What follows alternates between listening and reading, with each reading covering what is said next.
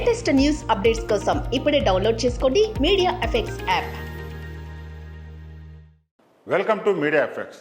హర్ష సాయి ఇతని గురించి తెలియని వాళ్ళు ఉండరు. ముఖ్యంగా యూట్యూబ్ ఫాలోవర్స్ ఖచ్చితంగా హర్ష సాయి ఎవరో అందరికీ తెలుసు.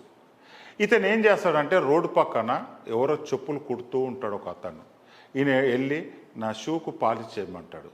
అతను షూకు పాలిష్ చేసేసరికి ఒక 50,000 ఇచ్చి వెళ్ళిపోతాడు. ఒక రిక్షా దొక్క అతని దగ్గరికి వెళ్తాడు, రిక్షా తొక్కుమని చెప్తాడు, రిక్షాలో కూర్చుంటాడు.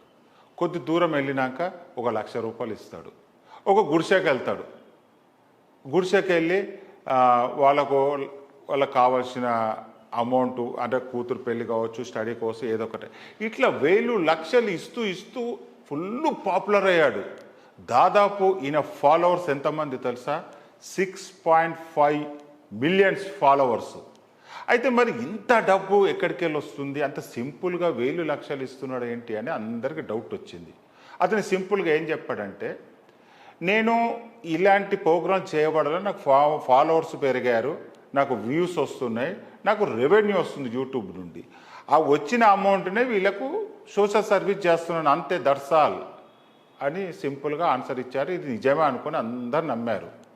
కానీ ఇప్పుడు ఒక న్యూస్ వైరల్ అవుతుంది. అది నిజమే, అందరూ అది ఫేక్ అనుకున్నారు కానీ అది నిజమే. ఏంటంటే హర్ష సాయి ఈ మన బెట్టింగ్ యాప్ల గురించి ప్రమోషన్ చేస్తున్నాడు.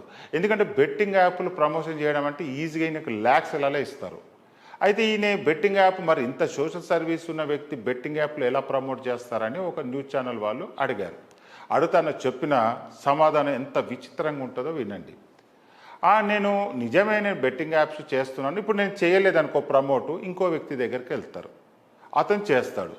అతను చేయలేదనుకో వాళ్ళు డైరెక్ట్గా యూట్యూబ్లోనే అప్లోడ్ చేస్తారు. అది ఇంకా అందరికీ చేరువవుతుంది. అందుకే ఆ బెట్టింగ్ యాప్ నేను చేస్తానని యాక్సెప్ట్ చేశాను. మళ్ళీ నేను కంపల్సరీ ఇన్ఫ్లుయెన్స్ చేయట్లే. అందరూ వేరే బెట్టింగ్ యాప్లు ప్రమోట్ చేస్తే ఇన్ఫ్లుయెన్స్ చేస్తాను, నేను ఇన్ఫ్లుయెన్స్ చేయట్లేదు.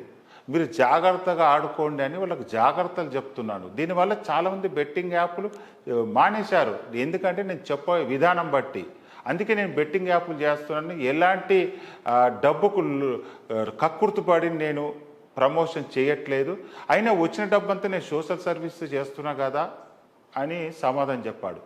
ఈ తిక్క సమాధానంకు అసలు ఏమైనా మీనింగ్ ఉందా? బెట్టింగ్ యాప్ అనేదే ఒక స్కాము. ఎన్నో జీవితాలు నాశనమైంది, ఎన్నో ఫ్యామిలీ కుటుంబాలు రోడ్డు మీదకి వచ్చాయి, ఎంతోమంది సూసైడ్ చేసుకున్నారు. నువ్వు సోషల్ సర్వీస్ అని చెప్పేసి ఇట్లా బెట్టింగ్ యాప్లకు ప్రమోషన్ చేసుకుంటా మళ్ళీ నేను చెయ్యొద్దు అనేది నేను చెబుతున్నానని మళ్ళా తిక్క సమాధానాలు. ఇది ఎంతవరకు కరెక్ట్? ఫ్రెండ్స్, మీరు కూడా ఆలోచించండి. ఇలాంటి వాళ్ళని మనము ఎంకరేజ్ చేయకూడదు. ఆయనకున్న ఫాలోవర్స్ని మొత్తం తీసేయాలి, అందరూ అన్ఫాలోవర్స్ కావాలి.